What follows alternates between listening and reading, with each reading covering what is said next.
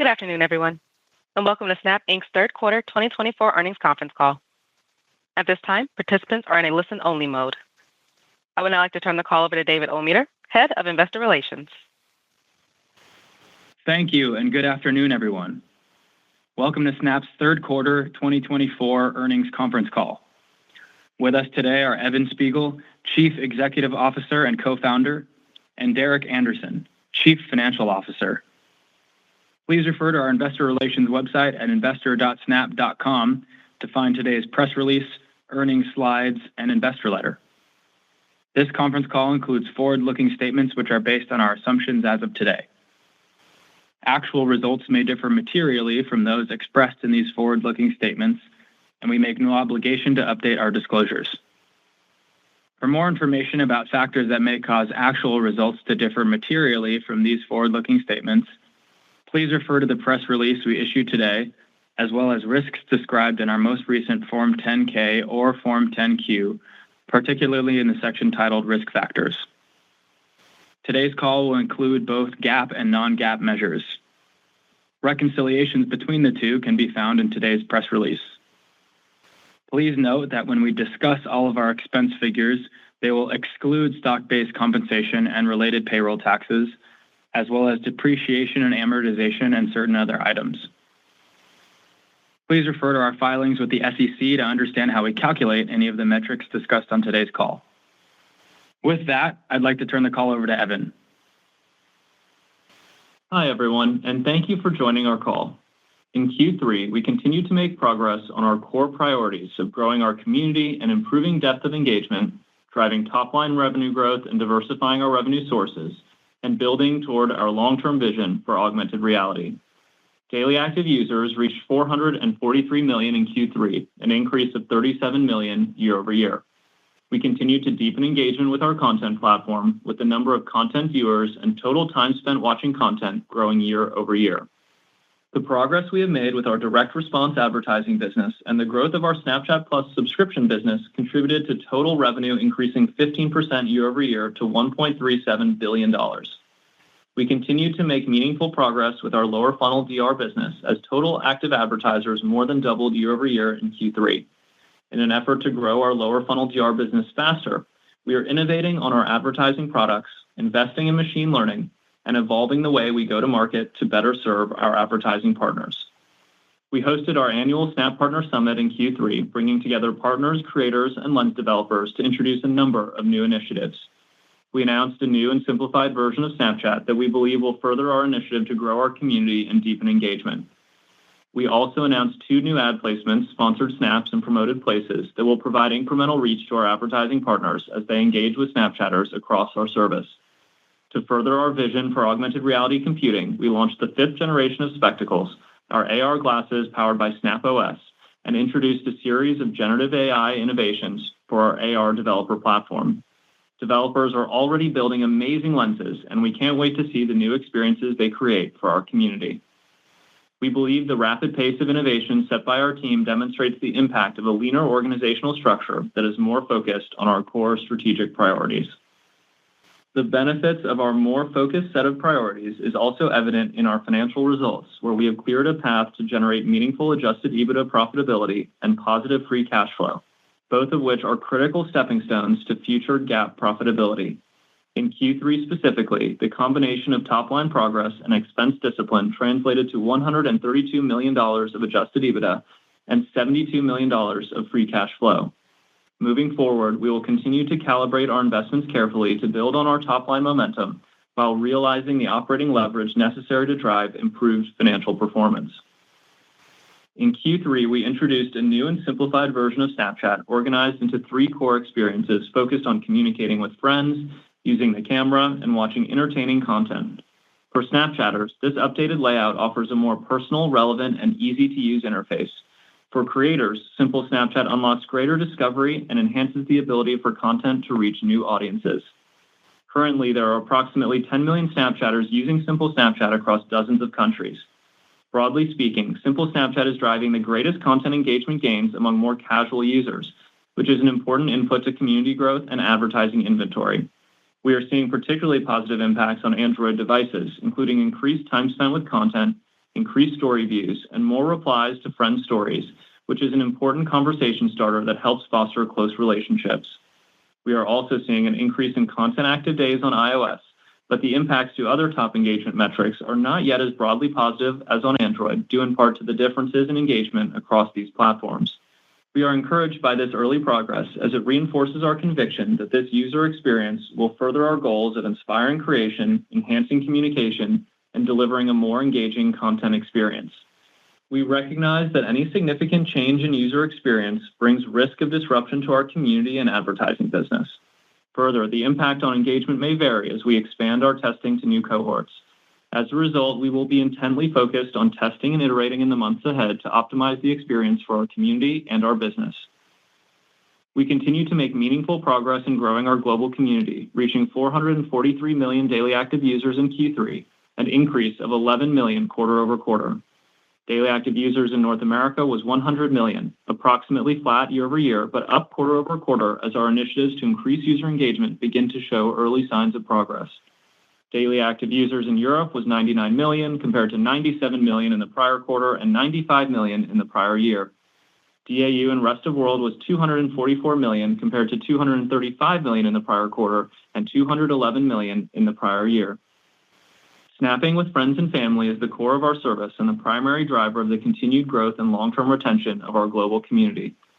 In Q3, we introduced new AI-enabled features to inspire creation, spark conversations, and help our community strengthen their relationships through snapping.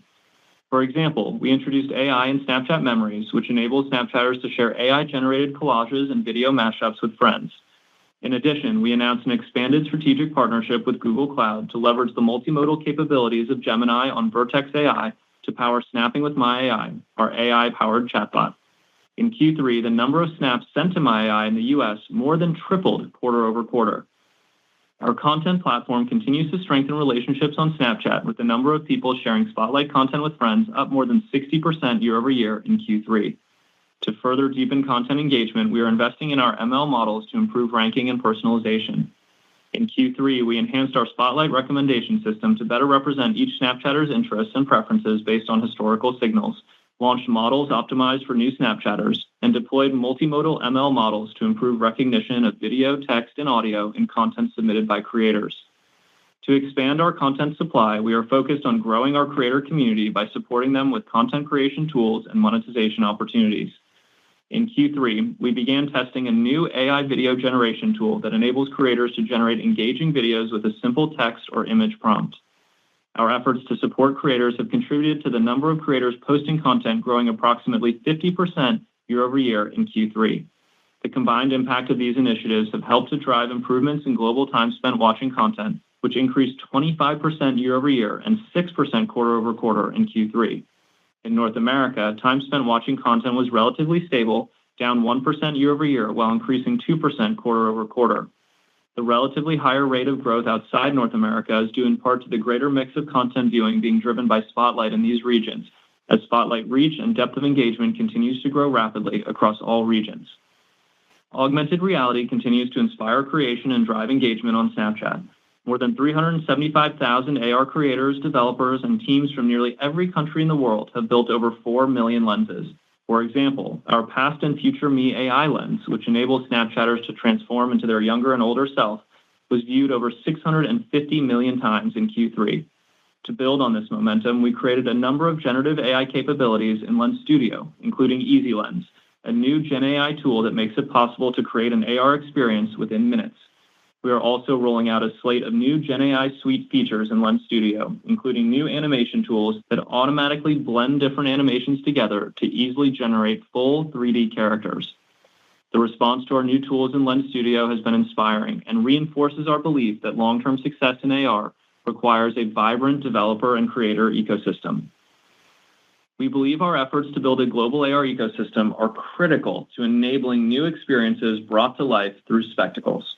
In Q3, we introduced the 5th generation of spectacles, our see-through standalone AR glasses that enable developers to use AR lenses and experience the world together with friends in new ways. Spectacles are powered by Snap OS, our new operating system designed to reflect how people naturally interact with their hands and voice.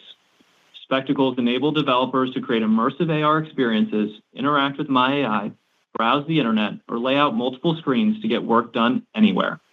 AR developers and partners are already creating AR experiences for Spectacles, including Bricktacular by the LEGO Group and Peridot, a friendly and unique AR pet from Niantic.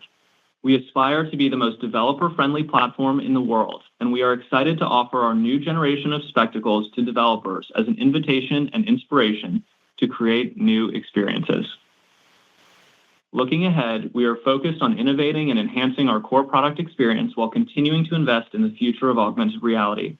We believe continued progress on these initiatives is a critical input to serving our community and expanding our long-term monetization opportunity.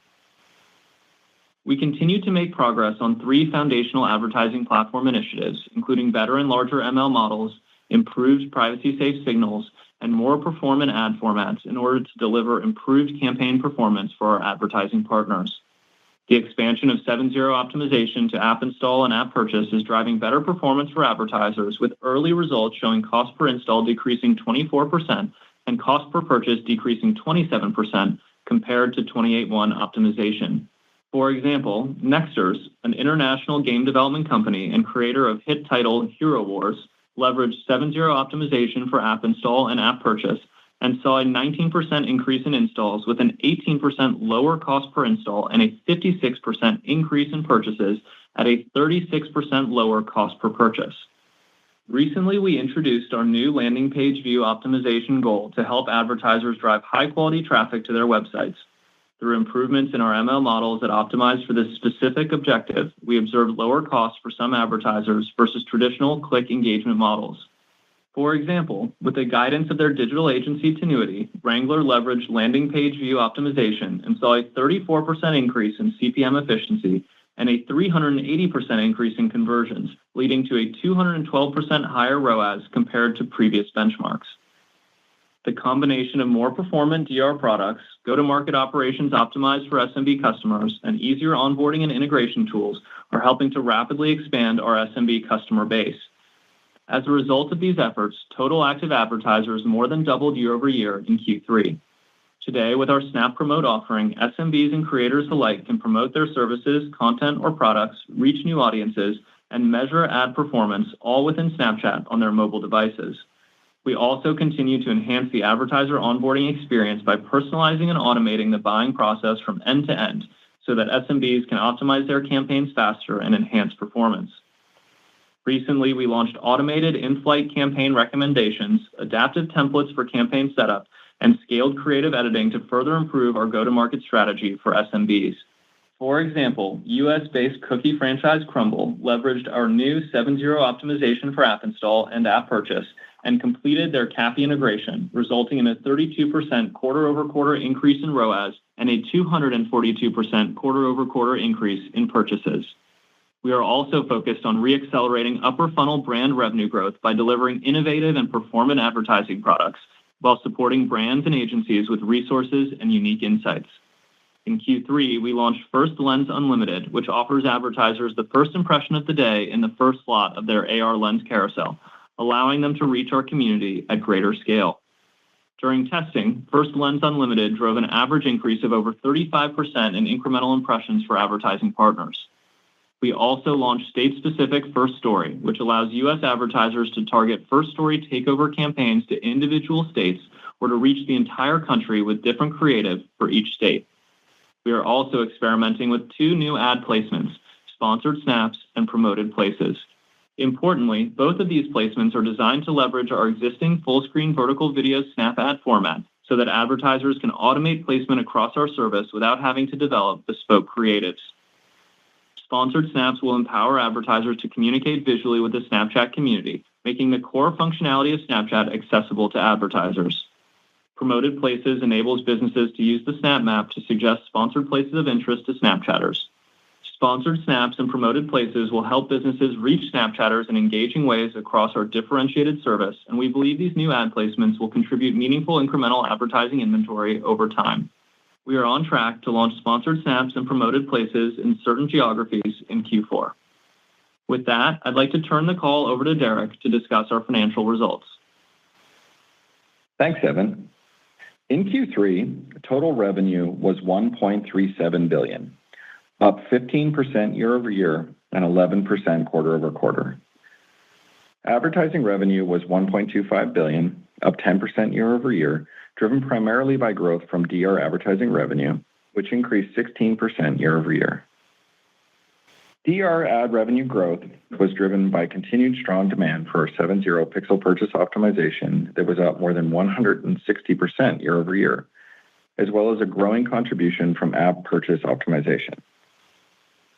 Brand-oriented advertising revenue was down 1% year-over-year as we continued to see weak demand from certain consumer discretionary verticals, including technology, entertainment, and retail. We continue to make progress toward diversifying our revenue sources, with other revenue more than doubling year-over-year to reach $123 million in Q3. Other revenue includes all non-advertising revenue, the majority of which is Snapchat Plus subscription revenue, and Snapchat Plus subscribers more than doubled year-over-year to exceed 12 million in Q3. In Q3, North America revenue grew 9% year-over-year, with a relatively lower rate of growth in this region due to the impact of weaker brand-oriented demand being relatively concentrated in North America. Europe revenue grew 24% year-over-year as continued progress on our DR ad platform fully offset the impact of more challenging prior year comparisons. Rest of world revenue grew 32% year-over-year, driven by the continued progress with our DR ad platform. Global impression volume grew approximately 19% year-over-year, and driven in large part by expanded advertising delivery within Spotlight and Creator Stories. Total eCPMs were down approximately 7% year-over-year as inventory growth exceeded advertising demand growth in Q3. Adjusted cost of revenue was $637 million in Q3, up 16% year-over-year. Infrastructure costs were the largest driver of the year-over-year increase, due in large part to the ramp in ML and AI investments over the past year. Infrastructure cost per DAU was 84 cents in Q3, which is up from 81 in the prior quarter and within our expected range of 83 to 85 cents. The remaining components of adjusted cost of revenue were $263 million in Q3, or 19% of revenue, which is in line with the prior quarter and at the lower end of our full-year cost structure guidance range of 19 to 21%. Adjusted gross margin was relatively stable at 54% in Q3, up from 53% in the prior quarter, but in line with 54% in the prior year. Adjusted operating expenses were $604 million in Q3, up 1% year-over-year. Personnel costs decreased 9% year-over-year, driven by an 11% year-over-year decline in full-time headcount. This was partially offset by higher marketing costs related to our ongoing More Snapchat campaign, as well as the impact of our Snap Partner Summit, which occurred in Q3 this year compared to Q2 in the prior year. Increases in legal-related costs year-over-year, including the impact of complying with an increasingly complex global regulatory environment, were also a key factor in offsetting lower personnel costs in Q3. Adjusted EBITDA was $132 million in Q3, up from $40 million in Q3 of the prior year, reflecting higher revenue and operating expense discipline. Adjusted EBITDA flow-through, or the share of incremental year-over-year revenue that flowed through to adjusted EBITDA, was 50% in Q3, as we continue to carefully prioritize our investments to drive top-line growth and deliver improved financial performance. Net loss was $153 million in Q3, compared to a net loss of $368 million in Q3 of the prior year. The $215 million, or 58% improvement in net loss year-over-year, largely reflects the flow-through of a $92 million improvement in adjusted EBITDA, a $94 million, or 26% reduction in stock-based compensation and related expenses, and the impact of $19 million of restructuring costs in the prior year. The reduction in SBC to $266 million in the current quarter reflects reduced headcount and the diminished impact of refresh equity grants relative to the prior year. Free cash flow was $72 million in Q3, while operating cash flow was $116 million. Over the trailing 12 months, free cash flow was $147 million, and operating cash flow was $347 million, as we continue to balance investments with top-line growth to deliver sustained positive cash flow. Dilution, or the year-over-year growth in our share count, was 0.6% in Q3, down from 1.9% in the prior quarter. We ended Q3 with $3.2 billion in cash and marketable securities on hand and no debt maturing in the current year, which reflects our ongoing commitment to maintaining a conservative balance sheet with ample liquidity for our operations. As we enter Q4, we anticipate continued growth of our global community, and our Q4 guidance is built on the assumption that DAU will be approximately 451 million in Q4. We are excited about the potential for Simple Snapchat, Sponsored Snaps, and Promoted Places to contribute to top-line growth over time. In particular, we are encouraged by early testing results that show content engagement gains among less frequently engaged users of Snapchat, as we believe this can be an important input to impression growth and incremental reach for advertisers. While we believe growth in content engagement and demand for the new ad placements may build over time, many of the changes associated with Simple Snapchat occur immediately as Snapchatters transition to the new user experience, which presents the risk of near-term disruption. While we do not currently anticipate a broad rollout of Simple Snapchat at our most highly monetized markets until Q1 at the earliest, we have now begun limited testing in these markets and may further expand this testing as we move through Q4. In addition, upper funnel advertising from large enterprise clients has historically been an important component of demand in Q4, and this portion of the business has been underperforming our overall ads business in recent quarters. Given these factors, our Q4 guidance range for revenue is $1.51 billion to $1.56 billion, implying year-over-year revenue growth of 11 to 15%. From a cost structure perspective, we are tracking well against our full-year cost structure guidance. For infrastructure, our guidance was for quarterly costs of 83 to 85 cents per DAU. We hit the midpoint of this range in Q3, and with growing ML and AI capacity utilization being partially offset by the benefit of recent pricing improvements, we anticipate being near the top end of this range in Q4. For all other costs of revenue, our guidance range was 19 to 21% of revenue. We came in at the low end of this range in Q3 and anticipate being within the range again in Q4. For adjusted operating expenses, we provided full-year guidance of $2.425 billion to $2.525 billion. In Q3, our annualized run rate was consistent with the low end of this range, and with modest sequential growth forecasted for Q4, we expect to be near the low end of the range for the full year. For SBC and related expenses, we guided for a range of $1.13 billion to $1.2 billion for the full year. In Q3, the annualized run rate of our SBC expense was below the low end of this range. We anticipate modest sequential growth in SBC expense in Q4, and therefore anticipate we will come in 4% to 5% below the low end of our guidance range for the full year.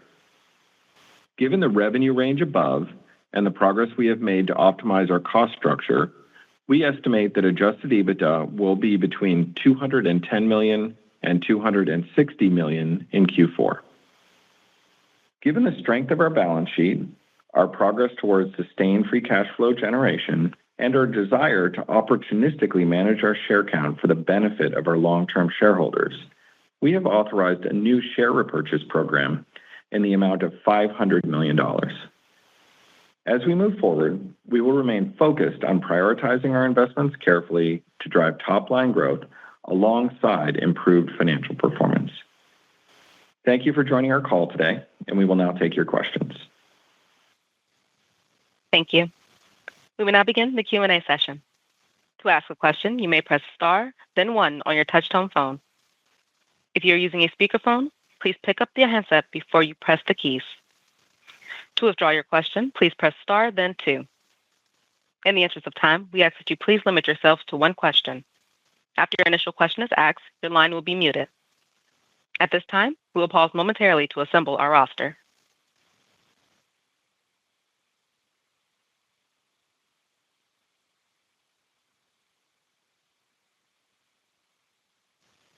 Our first question today comes from Dan Salmon with New Street Research. Your line is now open. Okay, great. Good afternoon, everyone. Evan, you highlighted the potential risk of Simple Snapchat transition in your comments. Derek walked through the sort of timing of testing, both mentioned over a dozen markets, and mentioned that you're being cautious on how you move testing into higher monetizing markets. So the high level makes a lot of sense. Could you maybe take us a layer deeper on how you and the team are monitoring and managing that risk on a regular basis, including how you're ensuring you don't see a monetization headwind from the changes? Thanks. Thanks, Dan. We're definitely excited about the long-term opportunity for Simple Snapchat, and that's especially with new and less engaged users where we've seen some of the biggest increases in content engagement. But we definitely have a lot of work to do to iterate and test before we begin a broader rollout. So that will include things like better understanding the shifts in inventory and potential impacts to monetization. And for example, we'll be working to move more of the story ad delivery into interstitial placements rather than tile-based ads in the current Discover feed. So, certainly changes of the scale have the potential to be disruptive, which is why we're taking this test and learn approach. And ultimately, we really want our community and our partners to benefit from these changes. Our next question comes from Rich Greenfield with LightShed Partners. Your line is now open.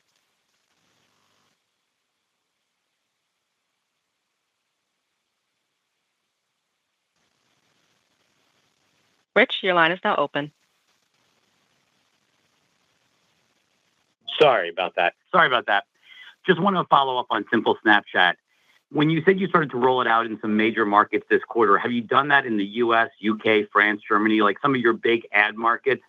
The reason I ask is, obviously the product looks great, it's driving engagement, but I think what we're all trying to understand is, are you willing to take some near-term disruption revenue-wise next year to roll out the superior product, or will you wait until it's a revenue-neutral shift to wait to roll it out? Like, we're just trying to understand what will happen to make you roll it out more broadly, if that makes sense. Thanks, Rich. Yeah, we're still early in the journey on understanding the monetization dynamics and some of those inventory shifts and how that could impact revenue. We certainly want to take the time to work through those sorts of changes and make sure advertisers and our partners, for example, are prepared for those sorts of changes. So all that to say, I think it's pretty early right now. And while we are excited about some of the engagement shifts we've seen with new and less engaged users, we're going to take our time to really understand the monetization dynamics and work through some of those changes. So our goal is really to take our community and our partners along for that journey, and so we're gonna keep testing and learning here, and potentially even explore something like a phased rollout, for example, over an extended period of time. Our next question comes from Justin Post with Bank of America. Your line is now open. Great, thank you. Just wanted to ask about sponsored snaps and promoted places. I know you mentioned you're pretty excited about the long-term opportunity.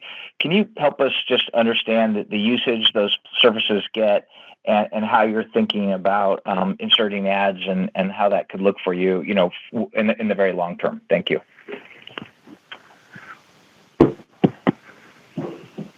Thanks, Justin. Yeah, we're really excited about these two new ad placements that will really be leveraging the foundation we built for performance advertising over the past couple of years, with really the vision that Snap ads can be fungible across many different placements across Snapchat that leverage the unique and differentiated ways that our community engages across our platform.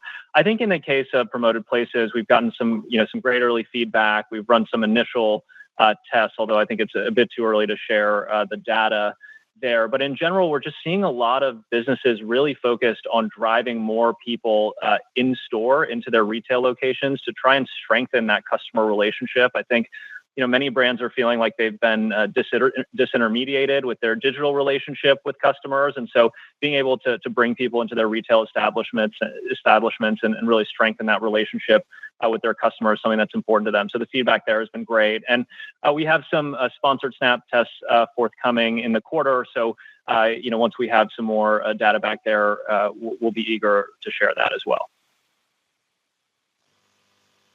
Our next question comes from Ken Gorelski with Wells Fargo. Your line is now open.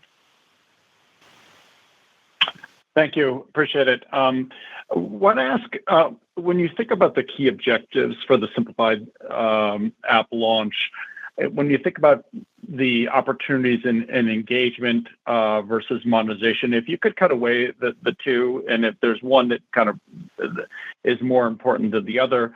And the second one is, how do you think of, what will it take to get advertisers to spend more broadly, not only always on, which is more of a direct response or SME behavior, but also spend kind of give you a budget and allow you to allocate across the different products and services on Snap, which we've seen to be very successful at both Google and Meta. Thank you. Yeah, thanks, Ken. I think, as we look at the evolution with Simple Snapchat, our North Star has always been, creating the best possible product experience for our community and a product experience that they really love. I think there are some challenges today, as we've innovated over the years and created all of these new ways to engage with Snapchat. The app has become, quite complex. And even basic things like watching stories or watching Spotlight, that's something that people have to do in two different screens right now. And so being able to unify the content experience, I think, is something that's going to be a really important step in the right direction for us. Same goes for content discovery, for example. I think today the tile-based content discovery is just not as effective as full screen content discovery. And so I think that's a big opportunity that will not only benefit, folks, using Snapchat, but also creators who are working really hard to reach our audience with, really compelling content. So I think, in general, this North Star of our community and of course our partners like creators is really important to us. And then what we found is that over the long term tends to create more opportunity for our advertising partners as well, as they're able to, reach our audience through these different parts of our service. So I think, the North Star is going to be, the community engagement, and then thinking about how we can best manage this transition so that our advertising partners and our content partners can benefit from it as well. Our next question comes from Mark Shmulik with Bernstein. Your line is now open. Hi, I'm Louisa speaking on behalf of Mark Shmulik. So I have a question. We have a question on Spotlight engagement. Is Spotlight viewership behavior outside of North America different? Can you provide some more color on that?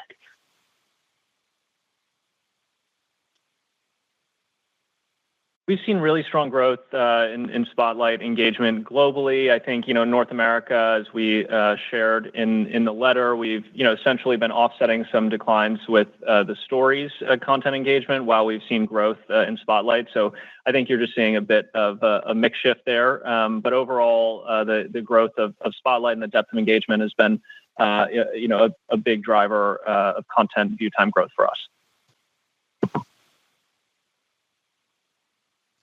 Our next question comes from James Heaney with Jefferies. Your line is now open.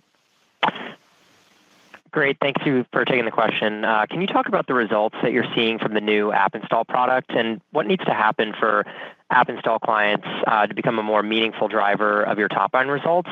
And then just curious if you can comment on the revenue growth that you're seeing so far in Q4 that helped inform your 11 to 15% guide. Thank you.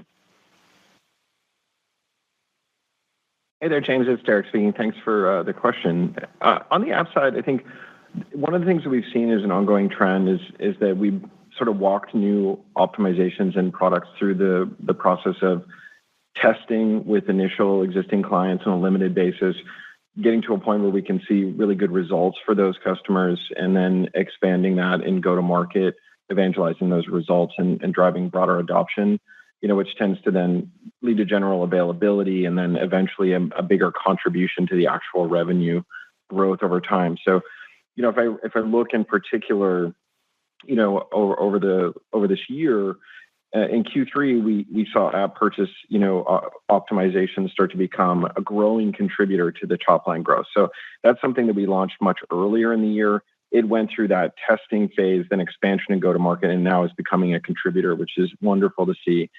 If we think about app install and app purchase, those are things that we extended our 7.0 optimization framework to, and we've seen clear performance improvements for advertisers. We've shared some case studies there. But, from a metrics point of view, for example, we've seen cost per install is down 24% and cost per purchase is down 27%. So those are, really exciting results to see for our customers and then give us results that we can evangelize to others. So I think the key here is to keep rolling out the adoption of those, expand the testing, evangelize those results and case studies to the customer verticals where we have really good product market fit, and continue to drive that through the elevation, the execution and the go-to-market. If we look back further, the first optimization on the rebuild of the DR business that we rolled out, well more than a year ago was the 7.0 pixel purchase optimization. And that's really one that's gone through the entire evolution of the launch, test, evangelize, and grow. And we saw that up 160% year over year in the most recent quarter. So hoping to drive, continued results there and build on the momentum that we have with the overall DR business. Thanks for the question. Hopefully that helps. When we're thinking about your other question around the guide into Q4 and what's informing that, obviously Q4 has historically been a pretty back-end weighted quarter, and so limited to read through to the back half is always challenging. I think one of the things we're focused on is the momentum that we're seeing in different parts of the business. So I just talked a lot about the DR business. We're focused on continued execution there, continued CAPI adoption, continued rollout of the app optimizations and client performance.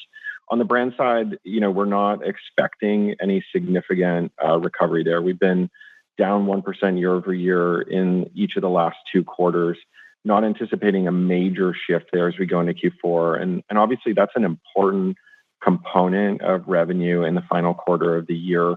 Our product execution is the key that we're focused on there in terms of igniting growth long term. So you did see us roll out some product optimizations the most recent quarter, including First Lens Unlimited, which allows our advertisers to reach folks with the first impression of the day and the first slot in the lens carousel.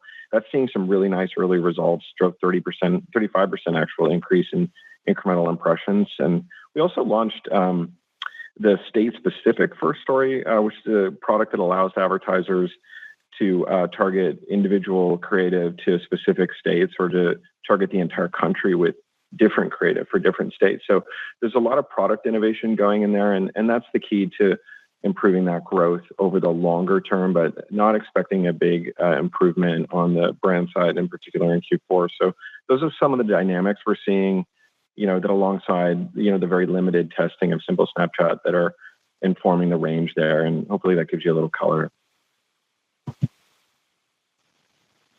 Our next question comes from Shweta Khajuria with Wolfe Research. Your line is now open. Thank you so much for taking my question. I guess it's regarding top line growth. So when you think about, the trajectory of your revenue growth and excluding, I guess, Snapchat Plus subscription, just the advertising growth, what gives you most confidence in your ability to deliver faster than overall digital ad market growth? I mean, you have a lot of product initiatives going on, from CAPI integrations ongoing with app optimizations, and then the announcements that you had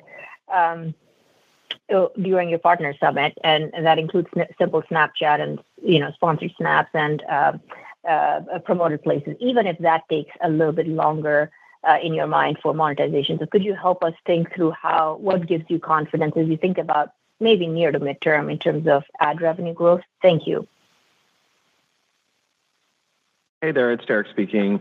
I think the answer here is multi-layered. To start, I think over the long term, we are most focused on the execution of the direct response business and specifically the lower funnel DR business in terms of rolling out product optimizations.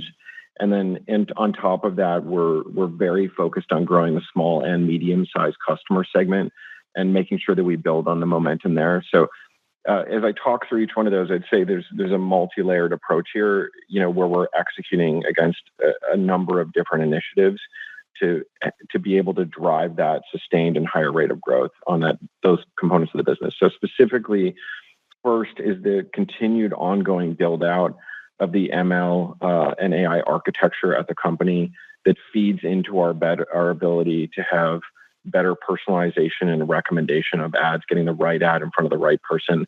We continue to make progress on having more signals coming into the platform and harvesting more of the privacy-safe signals that exist on the platform, getting more of that harnessed into much larger models and our ability to refresh those more frequently. Then you can see the steady drumbeat of us delivering, rolling out, and then optimizing new goals for advertisers. We talked earlier about the really strong growth we're seeing with 7/0 pixel purchase, how we rolled that out and extended that framework to some of the app objectives and how that's starting to deliver growth. And then go-to-market efforts, on all client sizes, to basically deliver those optimizations to folks where we have great product market fit. One of the muscles that we're really learning to build here is go-to-market on SMC. And there's a lot of learnings there and a lot of work to do. So, for example, we've, number one, been able to roll out Snap Promote as a great way for advertisers to get started with just a couple of clicks right in the app. So the lowest friction way to get started. We've also, for folks using Ad Manager, made it a lot easier for them to very quickly onboard there, get started with automated recommendations for campaign setup and optimization. And then we're getting very good at integration partners there that are helping us, not only drive direct, where we've made it much easier to do direct integrations with CAPI, but then we've got a long and extending list of integration partners that are making it much easier for small and medium-sized customers to adopt CAPI and get started with that, feeding their performance with better signals and feedback loops. So there's a lot of work to be done here. And I think, the sort of simplest answer to your question is the roadmap here is very clear. We have a lot of work to do and a lot of things to execute against. We have a very clear idea of what we need to do. And the team's pace of execution has been very solid. And so the focus now is just to continue to execute that roadmap, deliver for our customers, and drive the results. Hopefully that helps a little bit there. Our last question comes from Ross Sandler with Barclays. Your line is now open.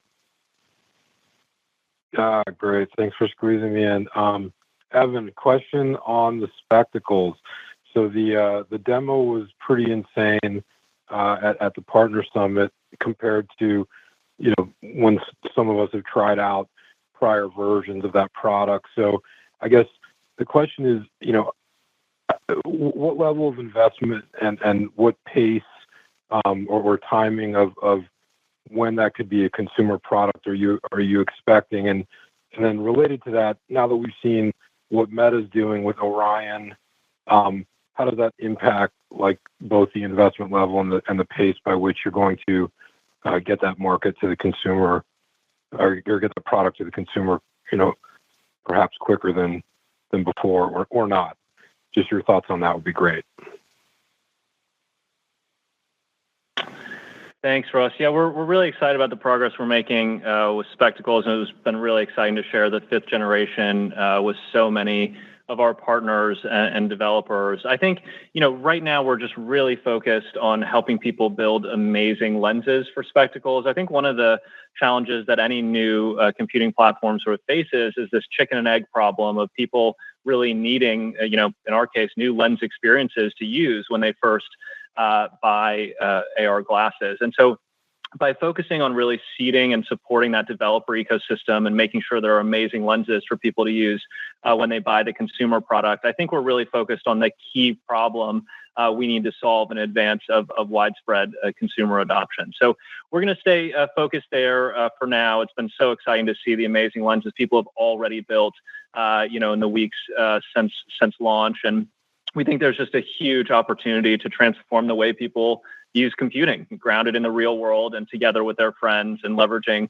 natural interactions. And this is a vision we've been working towards, for over a decade now. And so we have some very unique assets to leverage, like Lens Studio, which helps people build these really complex AR experiences and then run them in a really performant way on Lens Core that powers not just the Snapchat application, but also our Spectacles glasses. So, that alongside all of our investments in hardware and the progress we've made, just makes me really excited about where we are now. And of course, the potential to get this into customers' hands. So we're going to stay focused on our strategy and keep executing. We're really excited to share more with you soon. Thank you. This concludes our Q&A session, as well as Snap Inc.'s third quarter 2024 earnings conference call. Thank you for attending today's session. You may now disconnect.